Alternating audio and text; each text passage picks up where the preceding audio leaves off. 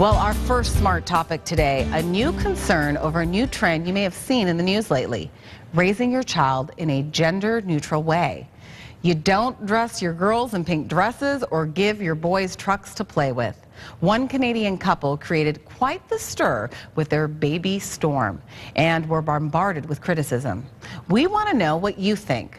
But first, here's their story as to why they're keeping their infant sex a secret. They told us the child's name is Storm, but when it comes to its sex, the baby's parents are concealing its born identity. And criticism of the Canadian couple's decision to conceal their child's X or Y chromosomes, in some cases, hits below the belt. The child is a baby, so he doesn't know. So he's not going to be able to say to anybody, you know what, you decide, and I'm going to decide. He's a baby. That's where you come in as parents. But Kathy Witterick, Storm's mother, believes their job as parents is to allow the baby to develop without the constraints of gender stereotypes.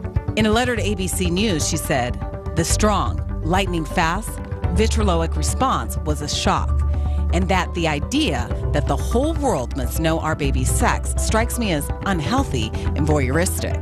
To impose on the child that you are going to be the child whose sex is not known, that in fact is programming and is stereotyping the child in a role where they didn't grow up and say, hey, I want to pretend that I am transgendered, or I have no gender, or I'm going to keep it a secret. It wasn't the child's choice. This is the parent's choice. Cheryl Killa-Davis experienced a big backlash earlier this year after she allowed her 5-year-old son to dress up as a princess for Halloween. 2 years ago, a Swedish couple made headlines when they announced they were raising their 2-year-old child, Pop, as gender neutral. And Storm's parents agree children shouldn't be stereotyped pink or blue, but that there is a lot of gray area. For example, they allow their 5-year-old son, Jazz, to wear his hair in pigtails.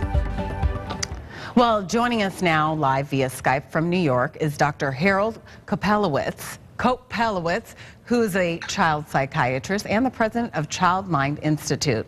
So thank you, Dr. Harold, for joining us. It's a pleasure to be there. Well, first off, I'm sure you are familiar with this gender neutral, and I have to ask you, do you think it's a good thing or a bad thing for a child? So, Storm's parents have gotten a tremendous amount of negative publicity since this story appeared in the Toronto Sun and went viral. And I don't want to add to the fire, but I think we have to think about the fact that gender is not a social invention. And in fact, it's not something our parents or society make up. We know that there are real differences between the brains of girls and boys, and it shows up very early in development. And that's one of the reasons why girls seem to be able to sit more easily and pay attention, and boys tend to be more rambunctious. So it's not by accident that boys play with trucks and do lots of active things, and girls sometimes find pleasure in sitting for hours. That doesn't mean that society did that. It means that there's part of this is nature and biology. Interesting. So do you think that the parents that are doing this, do you think that this is healthy for their child? Well, I think there's a big problem here because quite clearly causing secrets, and that's what they've decided to do. They've made their 2 older sons keep the secret that they are definitely not supposed to tell the rest of the world what sex their younger sibling is. And that's always unhealthy and not a good idea. And in fact, this seems to be almost like a social experiment, and that might be good if that's what it was. But these aren't mice, these aren't rabbits, these aren't, rats in a cage. These are their children, and they have to learn to live in a society where there are other children and other adults. And there's something about this that seems almost incredibly naive. Interesting. Well, do you think that if these parents continue going down this path, do you think that bullying or discrimination could happen to this child and to the other children?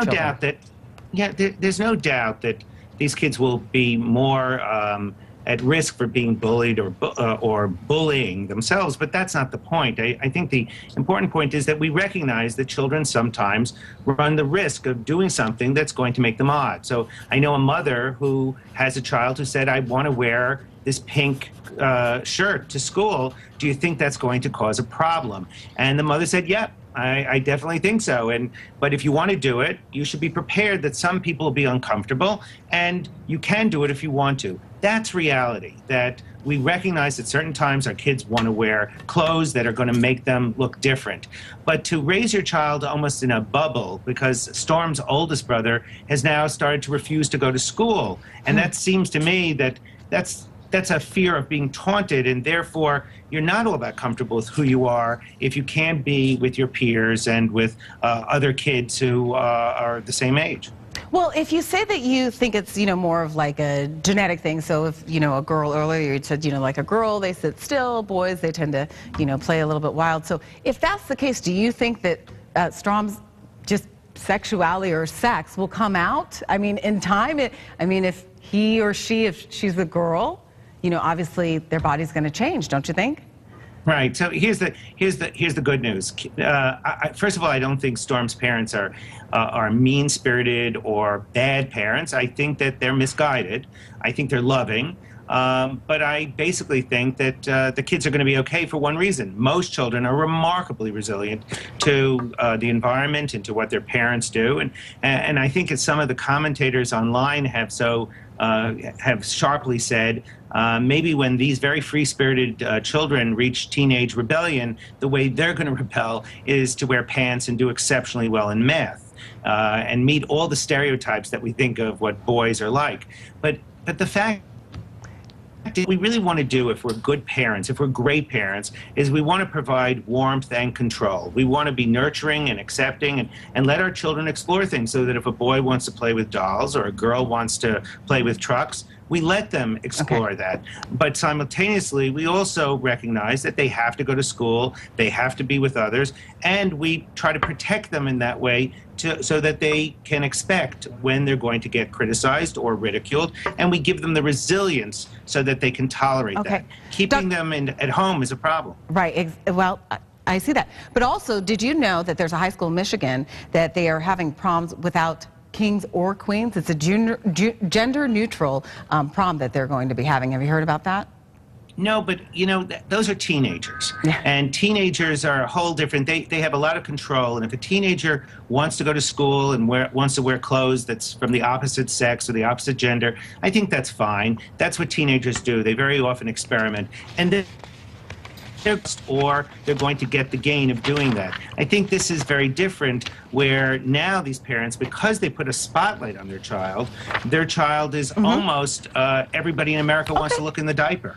That's not a particularly healthy thing to do.